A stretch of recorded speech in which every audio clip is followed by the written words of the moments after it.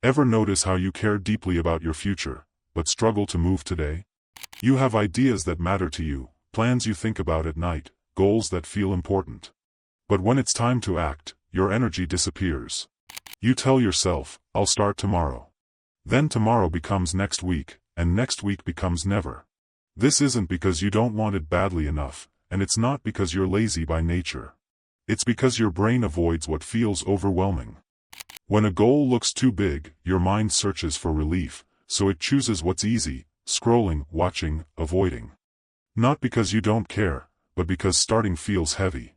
Here's the shift most people miss. You don't need more motivation, you need smaller entry points. Think about it, you want to get fit, but working out every day sounds exhausting. You want to learn a skill, but mastering it feels impossible, so your brain says, let's not start at all. That's where people get stuck. Progress doesn't begin with intensity, it begins with simplicity. Instead of chasing big results, focus on small actions you can't fail. If you want to write, don't aim for a chapter, write one sentence. If you want to get stronger, don't plan an hour workout, do 5 minutes. Small actions lower resistance, and lowered resistance creates momentum. Next, stop relying on willpower. Willpower fades, routines don't. Make starting automatic. If you want to exercise, leave your shoes where you'll see them. If you want to read, keep the book open on your desk. Routines act like support rails, they carry you forward when motivation drops. Now here's the most powerful rule, the 2-minute rule. Tell yourself you'll work for just 2 minutes, that's all. Read one page, clean one surface, open the document. Starting is the hardest part. Once you begin, momentum does the rest. It's like pushing a heavy door, the first push takes effort, after that, it moves on its own. And when you do start, reward it.